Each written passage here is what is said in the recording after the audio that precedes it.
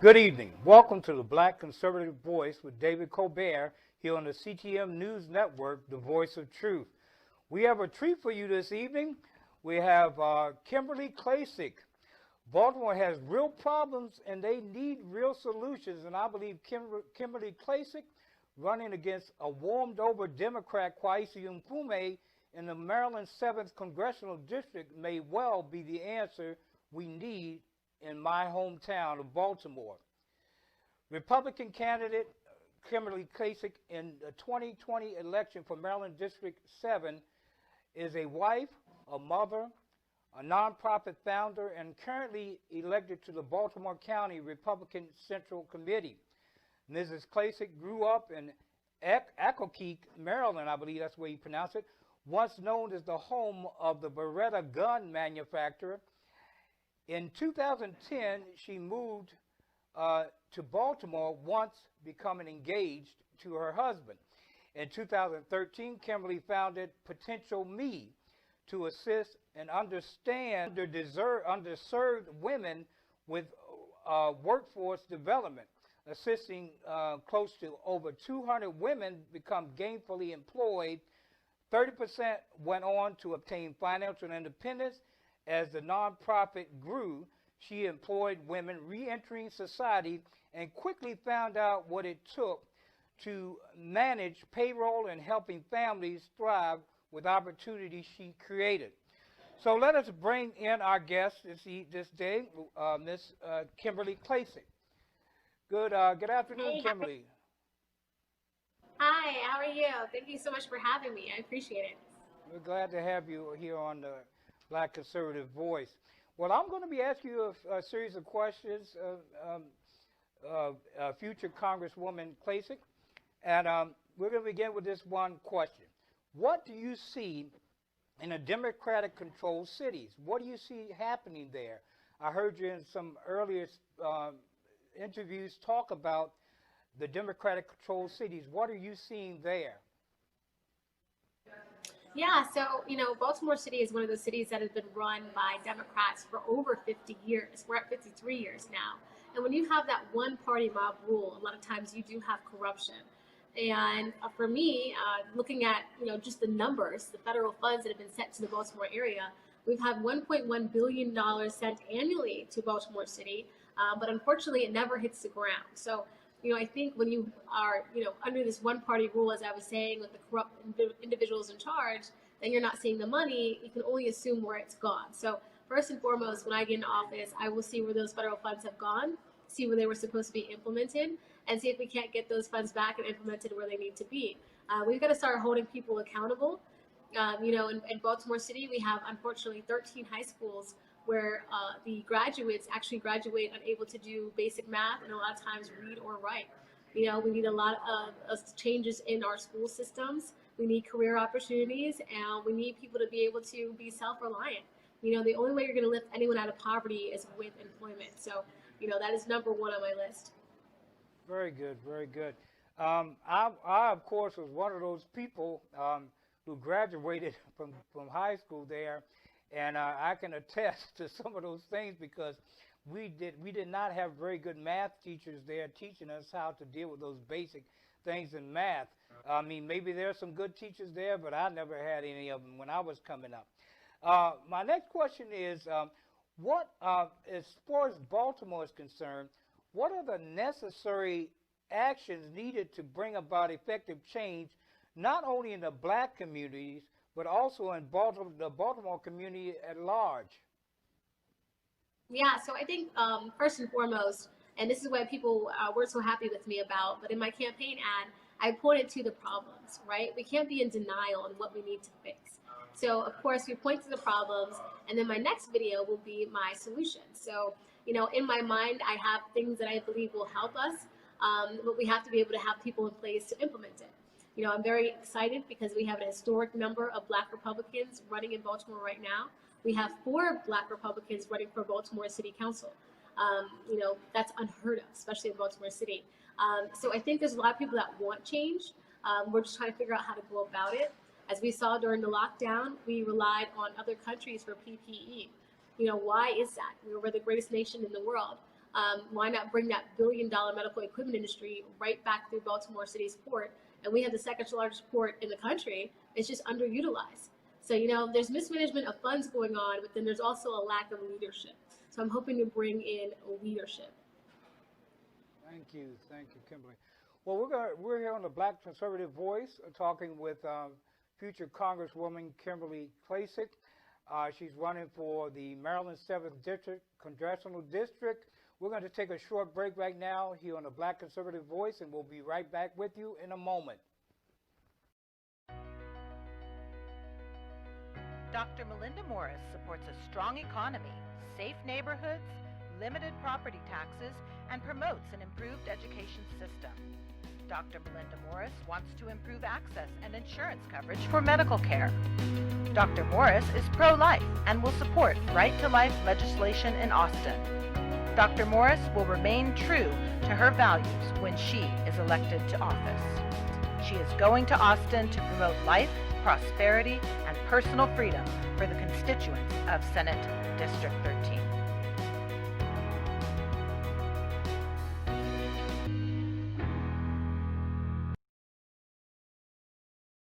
Commander-in-Chief. It's more than just a job.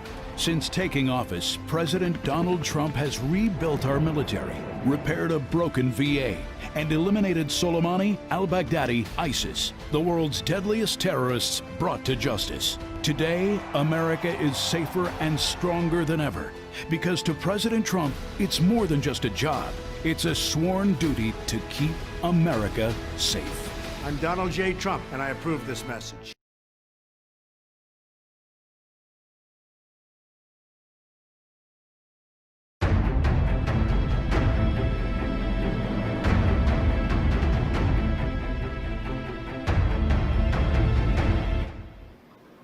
Welcome back. You're watching the Black Conservative Voice with David Colbert. We're interviewing this lovely lady, Kimberly Klacik, who's running for the Congressional 7th District in Maryland.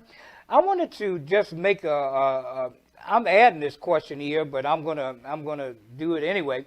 When I went to college, when I was in college, one of the major issues that I had problems with, and a lot of other young people that went in college with me, because I went very late. I went at 49 years old to get my degree. So there was critical thinking. How do we think for ourselves? What do you feel about that question, and how can we? I know you were talking earlier about the schools and everything else.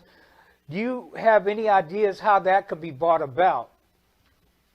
Yeah, and first I applaud you for going to school and sticking with it.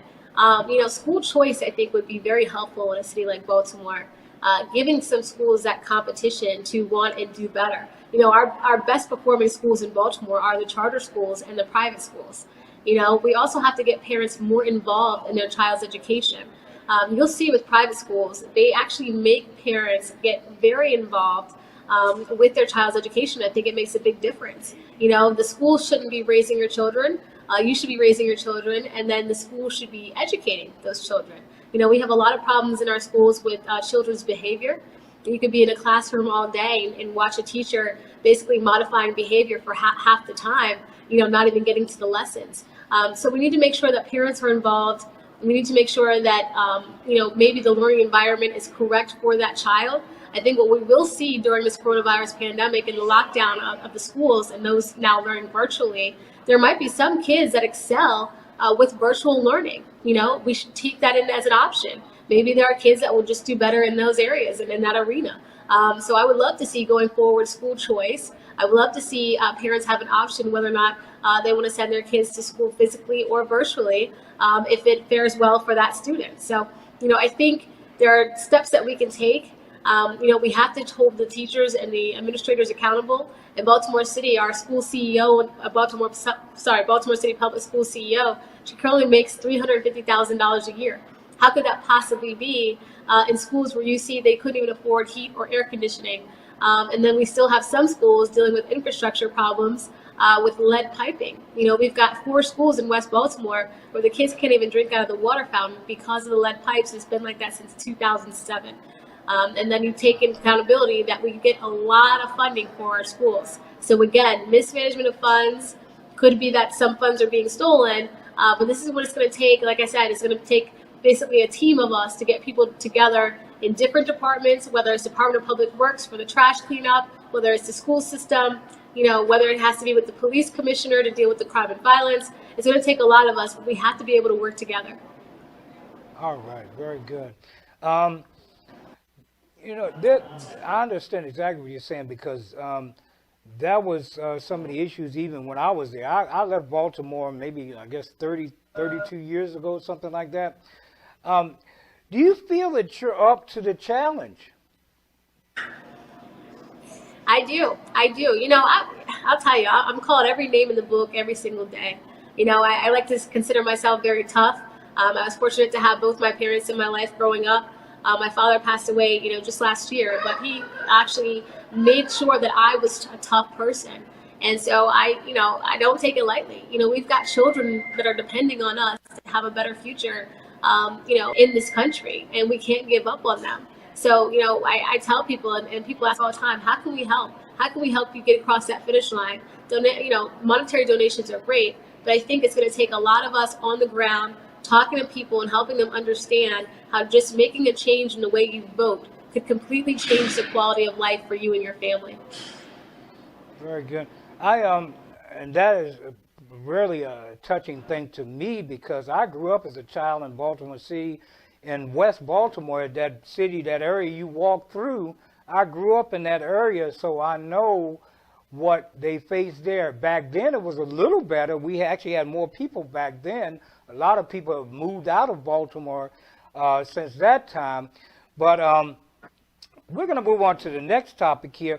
What is your take on this effort of the Democrat cities and the party to defund our police departments? So I think it's a false narrative that we're hearing a lot in the national media, right? A Gallup poll showed us just 3 weeks ago that 81% of Black Americans do not want to defund the police. In these neighborhoods, they're very dangerous. And those that are preyed upon are usually Black people, either senior in age or very young. But when you go into these neighborhoods that are dealing with all this crime and violence, we're on the 5th year in a row of over 300 murders per year. Ever since the 2015 riots and the death of Freddie Gray, we've been on a downward spiral. It's getting worse each year. The number of shootings we have is astronomical. Last year, I think we finished with a little over 700 shootings. Now, this is a city now, the population, like you said, has gone down. We're at 600,000 people right now. It used to be at 1 million. So there's a lot of people leaving the area because it's just so dangerous. But there's some issues, and I think we have to focus on the fact that, yes, there should be some police reform. I get that. We should make some changes. But let's look at reality here. The reality shows us that we need more of a police presence. And if you want better training for your police, you're probably going to have to give them more funding, right? We want better training, and we want them to be able to recruit other people to replace those bad apples. So, this narrative that we hear across the nation doesn't really match up what you hear on the ground. Yes. Now, I have a brother. He served 16 years in the Maryland State Police Department, and I know he says, even himself, he says, I'm not going back to Baltimore because I'm not taking my family there. So if he's afraid, he's a police, and if he's afraid to take his family there, it's really hard. That's difficult. I mean, if you think it, somebody who actually lived there and was raised there doesn't want to take his family there, we do need some definite changes in that area. Now, I don't know what the situation is on the rioting or anything that's going on around the country, whether it's going on in Baltimore or not, but tell me what your views are on these riots, and what do you believe? Now, I know what I believe, but what do you believe will happen if President Trump wins the presidency? Yeah, I know he talks a lot about law and order. I mean, I think that is needed, but I think a way to really get it across is just talk about safety. We need safety in America. And when we see all these people rioting and looting, we just saw in Rochester a situation where we even had police officers retire early or resign because they're not being respected in their communities. and it doesn't seem the Democrat officials respect them either. So, they feel their lives are in danger, or they just don't want to do the job anymore. I tell you right now, we can't afford to have any police officers retire or resign in Baltimore City. We need more police officers. So I think if President Trump is elected, hopefully we'll really get some more law and order going. But I don't think moderate Democrats are for what we're seeing across this country. Small businesses is not really a party affiliation kind of thing, right? You can be a small business owner and be a Democrat or a Republican and still want to keep your business thriving. So I think we need to all get on the same page and understand that, look, we shouldn't have rioters, looters coming into these cities. If you look at the arrest rate and the records, you'll see a lot of these bad actors are actually being brought in from other areas of the country. They're not from those actual communities. So we can restore that. Okay, we're going to take a short break right now. You're watching The Black Conservative Voice with David Colbert on the CTM News Network, the voice of truth. Dr. Melinda Morris supports a strong economy, safe neighborhoods, limited property taxes, and promotes an improved education system. Dr. Melinda Morris wants to improve access and insurance coverage for medical care. Dr. Morris is pro-life and will support right-to-life legislation in Austin. Dr. Morris will remain true to her values when she is elected to office. She is going to Austin to promote life, prosperity, and personal freedom for the constituents of Senate District 13.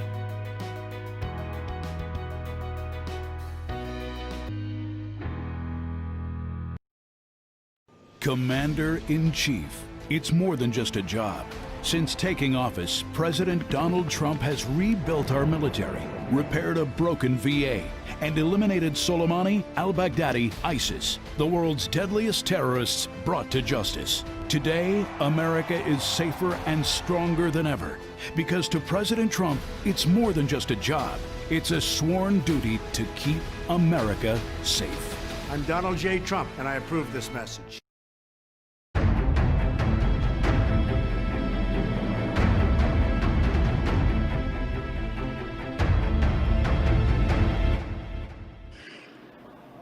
Welcome back. You're watching The Black Conservative Voice with David Colbert here on the CTM News Network, the voice of truth. We're going to do something right now. It's a little unconventional, but I believe it's very important. As some of you know who watch this program, you'll know that I have alluded to the point that I am a pastor as well as a news anchor here on the Christian Time Magazine Network News. So we're going to go ahead, Ms.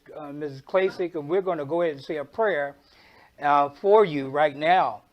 And those of you out there in the listening audience, if you pray, please do pray for us because she needs prayer as well. Heavenly Father, Lord Jesus, we thank you, Lord, once again for this opportunity to interview your child, Lord God, Kimberly Klacik. Lord, we ask, Lord, that you will protect her on her going out and her coming in, Lord God, that you would guard over her, that you would keep her safe, Lord God. We know that there are a lot of people who do not agree with what she is for. So we ask, Lord, for your hedge of protection to be around her, keep her safe as she goes out on the campaign trail, and continue to be with her as she moves forward to serve on our Congress in the United States of America. Well, the scripture clearly says, and we know this in 2 Chronicles 7:14, if my people who are called by my name will humble themselves and pray, I will hear from heaven. If they seek my face, I will heal their land if they turn from their wicked ways. Well, once again, I want to thank you, Kimberly, for joining us here on the Black Conservative Voice. It has been a pleasure speaking with you, and hopefully once you do get into office, you'll remember David Colbert and the Black Conservative Voice, and maybe you'll come back and visit us once again. Absolutely. Thank you so much for having me, and yes, I will be calling you, so don't forget about me either. Oh, I won't. Don't worry. We'll be praying for you. And God bless you.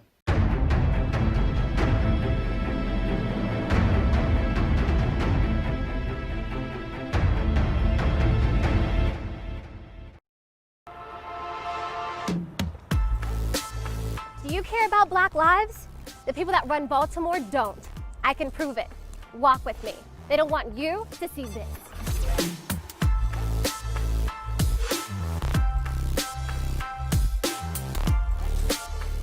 I'm Kim Klacik. This is Baltimore, the real Baltimore. This is the reality for Black people every single day. Crumbling infrastructure, abandoned homes, poverty, and crime. Baltimore has been run by the Democrat Party for 53 years. What is the result of their decades of leadership? Baltimore is one of the top 5 most dangerous cities in America. The murder rate in Baltimore is 10 times the U.S. average. The Baltimore poverty rate is over 20%. Homicide, drug, and alcohol deaths are skyrocketing in our city. Do you believe Black Lives Matter? I do. The vast majority of crime in Baltimore is perpetrated against Black people, who make up 60% of the population. So why don't we care about our communities? The Democrat Party have betrayed the Black people of Baltimore. If the politicians walked the streets like I do, they would see exactly how their policies and corruption affects us.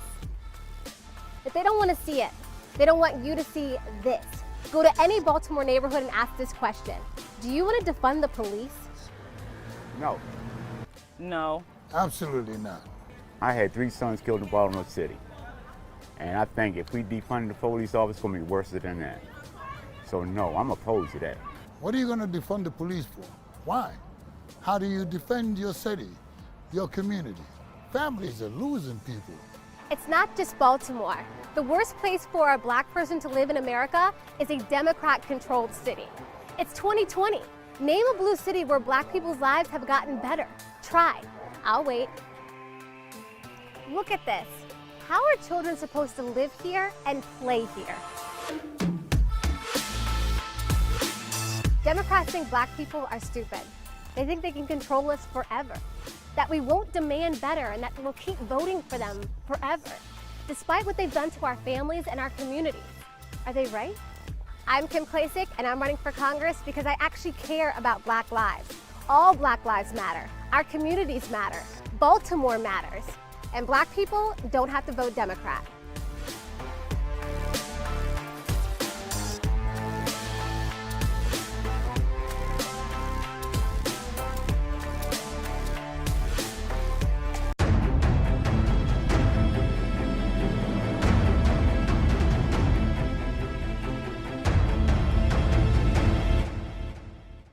In the news today, Trump tears into Kamala Harris at campaign rally and claims that she's further left than Bernie Sanders.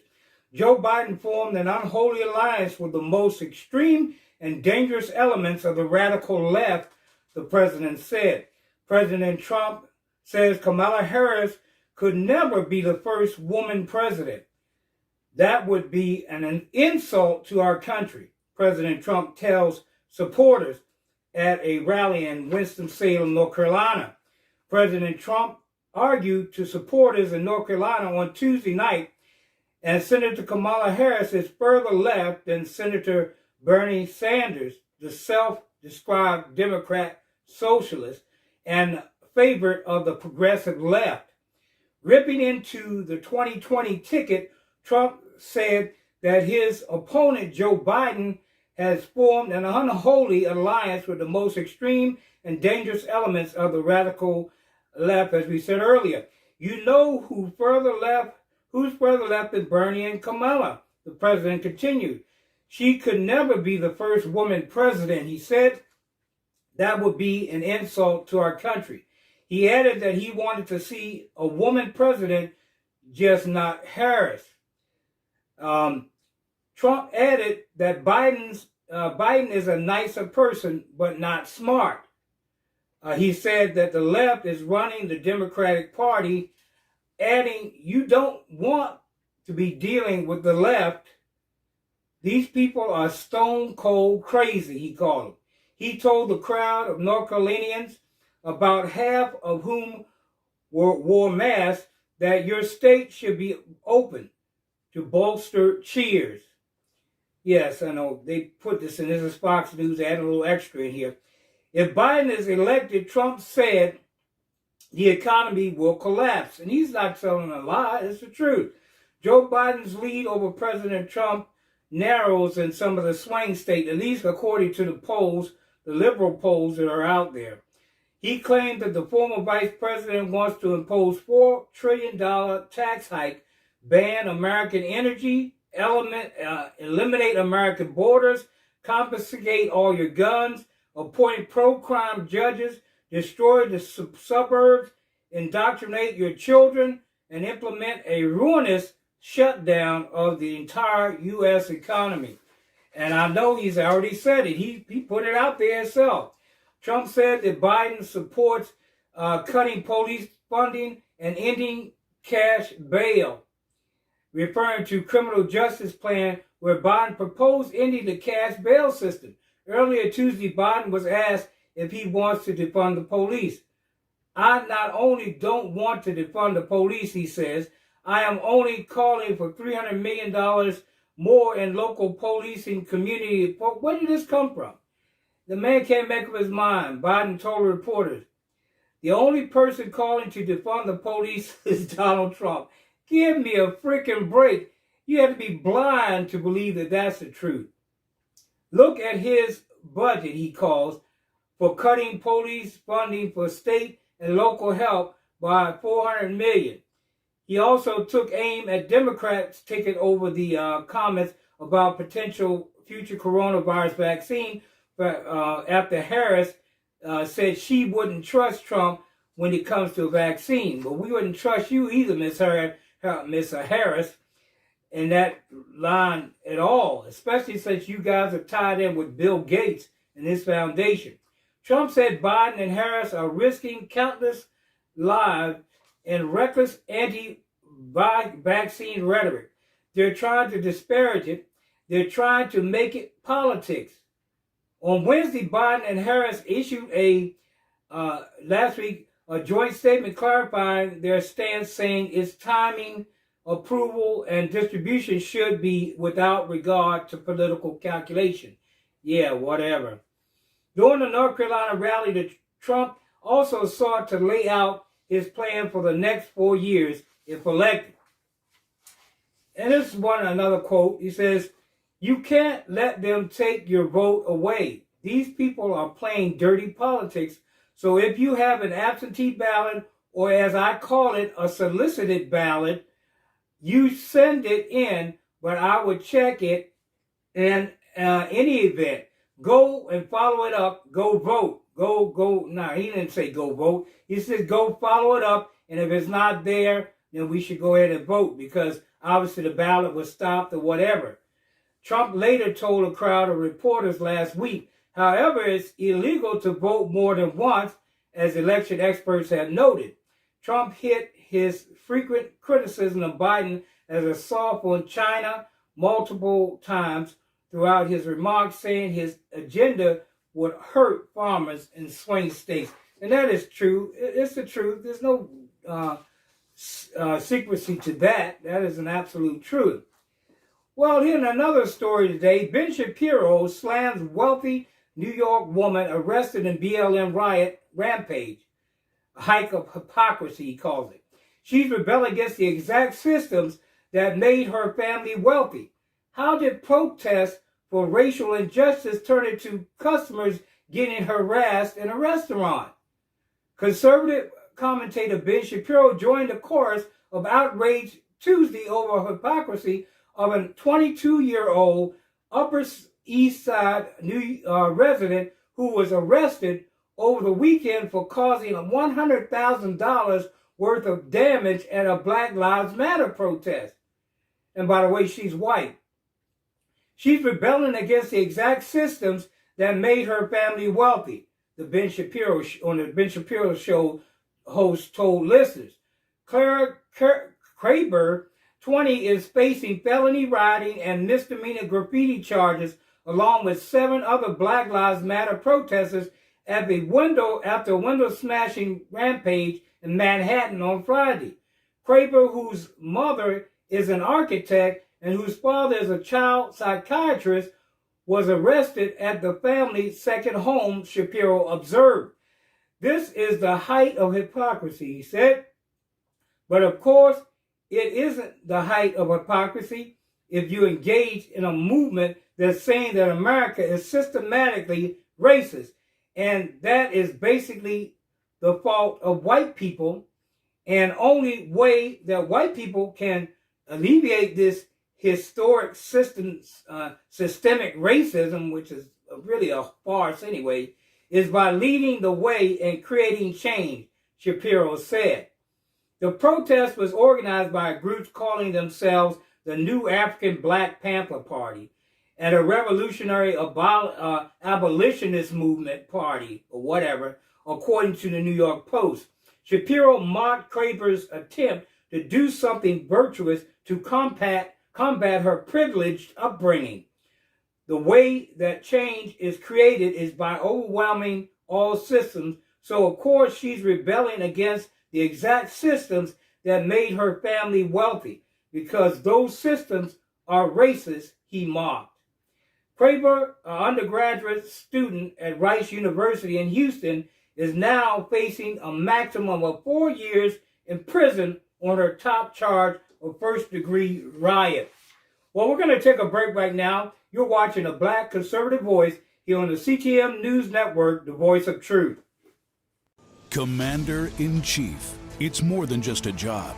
Since taking office, President Donald Trump has rebuilt our military, repaired a broken VA, and eliminated Soleimani, al-Baghdadi, ISIS, the world's deadliest terrorists brought to justice. Today, America is safer and stronger than ever, because to President Trump, it's more than just a job. It's a sworn duty to keep America safe. I'm Donald J. Trump, and I approve this message. Dr. Melinda Morris supports a strong economy, safe neighborhoods, limited property taxes, and promotes an improved education system. Dr. Melinda Morris wants to improve access and insurance coverage for medical care. Dr. Morris is pro-life and will support right-to-life legislation in Austin. Dr. Morris will remain true to her values when she is elected to office. She is going to Austin to promote life, prosperity, and personal freedom for the constituents of Senate District 13.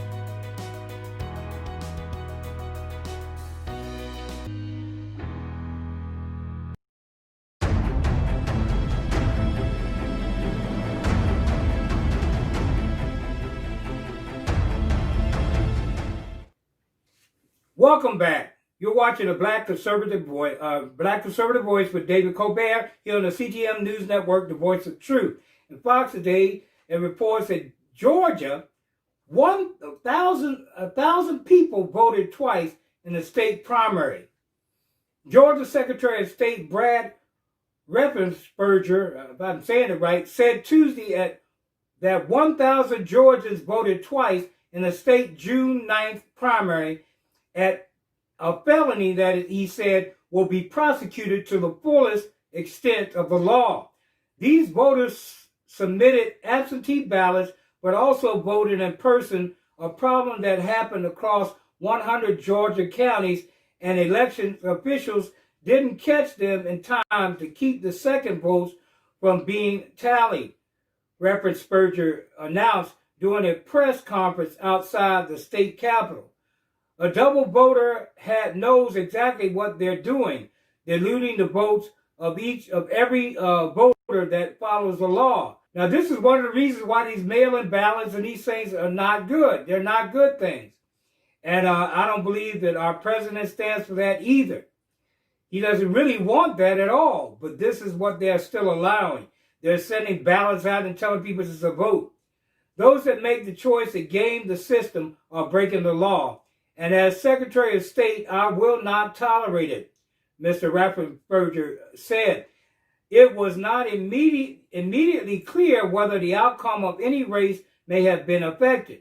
Raffensperger said the officers, investigators will handle the findings over to the state's attorney general and local district attorneys for possible prosecution. Double voting is a felony that is punishable by 1 to 10 years of prison if found up to $100,000, Raffensperger said. About 150,000 of Georgia voters who requested absentee ballots for the June primary later showed up to vote in person. Raffensperger said 1,000 of them ended up casting a second ballot. and his office intends to investigate every case thoroughly, he said. Raffensperger said his office is working with the county election officials to ensure that no double voting happens in the November general election. Now, I would tell you, this one of these things that this is this report came out on Fox News. And what they're pointing out, they're talking about the absentee ballot. Of course, any way they can find to refute what President Trump is saying, they're going to attempt to do it. And what he is saying, we need to go to the polls and check. And I don't know if we have receipts for absentee ballots as we send them in, but I would say that we need to present a receipt or something like that. I'm not sure how it happens, because I always go to vote in person. Moving on. House Democrats are trying to investigate DeJoy, the new Postmaster General, and he testifies in the House Oversight Committee.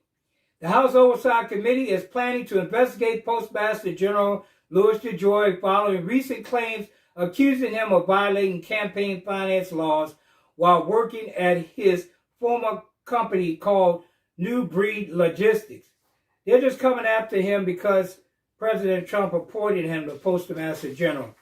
The Democrat Party is so transparent in their attempts to push their illegal activities onto President Trump. According to the reports, 5 former employees were allegedly pressured by DeJoy to make contributions toward Republican candidates he supported. Later, those employees were reportedly rewarded for their donations with company bonuses. Yeah, whatever. Let's prove that one. This is foolishness. If found guilty, DeJoy will have committed what is known as a straw donor scheme, which violates federal campaign finance laws. Who's going to take President Obama to court for spying on the next president of the United States, even when he was already in office? Who's going to do that? And also with Mr. Joe Biden and his son. You people are always bringing up these things. Fox News, I'm ashamed of you for even bringing this garbage out. But the fact of the matter is that this is the Democrat Oversight Committee, which is, of course, is headed up by Nancy Pelosi and her crew. All right. And they say it violates campaign finance laws. DeJoy was CEO of New Breed Logistics up until 2014, when the company was sold to Expo Logistics. Following the probe announcement, White House Chief of Staff said he believed the investigation was politically motivating, but assured DeJoy would fully cooperate. Listen, when you talk about the men and women who serve in the Postal Service, the Postmaster General has very little with actually getting this mail out on time. Never underestimate Congress's ability to ratchet up an investigation 60 days out from the presidential election, he stated. Listen, I can tell you, Louis DeJoy is an honorable man. I'm sure he'll cooperate completely, and we serve in a great country where you're innocent until proven guilty, especially when the guilt is thrown your way by members of Congress. DeJoy has come under fire ahead of the 2020 presidential election, with Democrats accusing him of making changes to the Postal Service weeks before the election, potentially harming mail-in votes. Oh, Lord. On Monday, President Trump defended DeJoy by stating he supported an investigation but believes the Postmaster General is an honest man. He's a very respectable man. Postmaster General is appointed by the bipartisan commission, and we'll see how that goes, said the president. I think he's a very honest guy, but we'll see. A representative from DeJoy has spoken out, stating that the former CEO wasn't aware that employees felt pressured, but he's always followed campaign funding laws and regulations. And this is coming from his own former employee. So the Democrats are trying to drum up some more garbage as usual. Well, we're going to take a quick break right here on the Black Conservative Voice, here on the CTM News Network, the Voice of Truth. Be right back with you in a moment. Commander-in-Chief. It's more than just a job. Since taking office, President Donald Trump has rebuilt our military, repaired a broken VA, and eliminated Soleimani, al-Baghdadi, ISIS, the world's deadliest terrorists brought to justice. Today, America is safer and stronger than ever, because to President Trump, it's more than just a job. It's a sworn duty to keep America safe. I'm Donald J. Trump, and I approve this message. Welcome back. You're watching the Black Conservative Voice with David Colbert here on the CTM News Network, the voice of truth. I'm going to Biden's little things here. McConnell accuses Democrats of playing Goldilocks games with coronavirus relief. Senate Majority Leader Mitch McConnell Tuesday accused Democrats of playing Goldilocks games with coronavirus relief for struggling Americans by refusing to agree to any bill until it was just right. McConnell, Republican from Kentucky, made the remarks in the Senate after lawmakers returned from summer recess without making any headway on the legislation to help Americans reeling from health crisis, joblessness, and limited school reopenings. But McConnell tried to put the blame on the Democrats for the impasse for rejecting piecemeal. Yes, of course they're going to reject piecemeal, Fox News. They're going to reject it because it's foolishness. It's not piecemeal we're talking about. They're trying to fund states that they deliberately tried to destroy, to hold up election things, and to try to destroy America. In those protests that you hear, and I've heard it myself, death to America. Democrats, you're going to pay for this garbage that you stirred up in this country through Antifa and BLM. And don't try to act like it's not affiliated with you. They have websites go directly to your support. And you call them, that BLM is called a Democratic fundraiser from ActBlue. And as I talk about Antifa going directly to Joe Biden's page, if there's not a link, well, whoever knows. But Joe Biden, I'm sure he's like asleep anyway. He doesn't even know what's going on. The Democratic leaders have spent months playing the Goldilocks games, McConnell said Tuesday. They complained about every single thing we put forward, but they produced nothing of their own with any chance whatsoever of becoming law. McConnell's remarks came as he unveiled a scaled-back bill that Senate expected to vote on Thursday in procedural motion.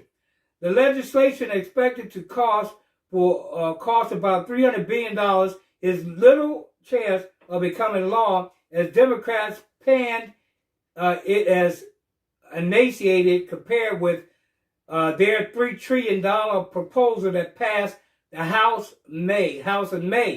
McConnell framed the debate as an opportunity to do something.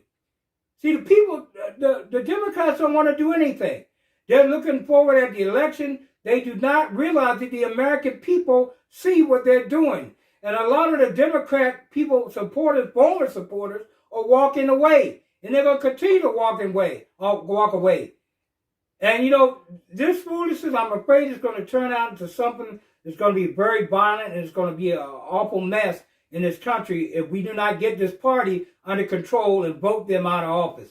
Senators will not be voting on whether this targeted package satisfies every one of their legislative hopes and dreams, McConnell said. That's not what we will do in the chamber. We vote on whether to make laws, whether to forge a compromise, whether to do a lot of good for the country and keep arguing over the remaining differences later. And this is what I was talking about on my program yesterday.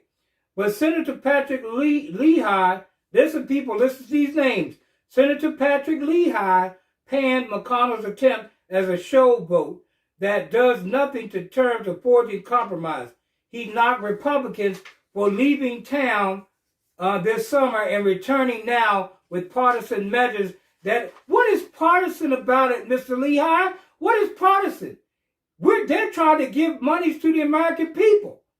President Trump already said that $300 billion is earmarked for the American people and the stimulus package to help us, the American citizens. Yet the Democrats, once again, they want to fight on everything and not give anything to us. People, please vote Republican in November and get these idiots out of the House of Representatives and out of the Senate. They're holding up this country from moving forward. 4 weeks ago, the Trump administration and the Senate Republican leadership walked away from the negotiating table, Lehigh said. Yeah, they walked away because you wanted to fund building up cities and states that you allowed to be destroyed through your garbage leadership and your mayorship and your governors. And he said Democrats had offered a compromise. They didn't offer no compromise. Nancy Pelosi don't want to compromise on nothing. She said clearly, I will not budge, and that's exactly what I want. Tell me she didn't say it. Republicans said my way or the highway, and this is what the Democrats, and that's not what they said. See, I tell you, they switching stuff around, doing the switcheroo, trying to say the Republicans are saying this, but really it's the Democrats that are saying this. I already told you, Nancy Pelosi already came out and said, look at it on the internet. She said, I will not budge in any changes. So how are you going to make a compromise if you refuse to budge? And they're talking about us leaving, the Republicans leaving town. Yeah. The vote on a new legislation is expected on Thursday in the Senate. If McConnell can't convince 7 Democrats to join with his 53 Republicans on a procedural move, the legislation will die before even getting an up or down vote. And I'm urging those Democrats on the other side, you better get with McConnell, because this bill that he's trying to pass is for the American people. If you want to be voted back in, and when I find out who you are, if you don't vote, if you vote against it, but if you do vote for it, I will make sure I mention it so that people will know that these are good Democrats that are coming across the table to accomplish something for the American people. Other than that, you'll have to go along with all the rest of them. McConnell's slimmed down package is expected to spend about $300 billion in federal aid, Fox News has learned. The bill includes an extra $300 per week in unemployment benefits through December 27, down from $600 a week boost that expired at the end of July. A second round of Paycheck Protection Program funds to small businesses worth $258 billion, $105 billion for schools and colleges, and McConnell's liability protection plan, which would limit lawmakers against businesses for employees or customers who contract coronavirus.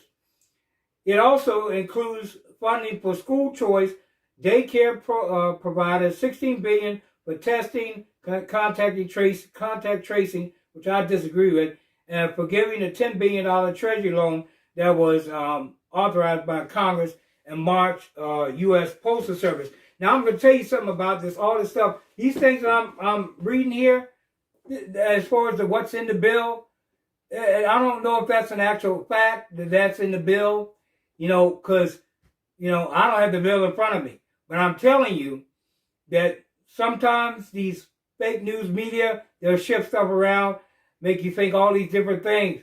When I'm telling you, this is a plan to open up the opportunity for the stimulus money to go back out to the American people. Once again, I want to thank you for joining me here on the Black Conservative Voice with David Colbert. Please email us or call us. We have some very low rates for advertising spots. If you want to advertise on this program or any of our programs here on the CTM News Network, they're very, very reasonable rates. If you advertise with us, I'm telling you, it's very reasonable. So please contact our email and join with us as we move forward here. We have anywhere from 10 to 50,000 viewers for each program, and we have other viewers on our program as we air some of the speeches and things that the mainstream media do not air with President Trump. So we air them on our channel. Once again, I want to thank you for joining me. And I want to say to you what I always say at the end of our program: God bless you, God bless America, and God bless the world. And good night.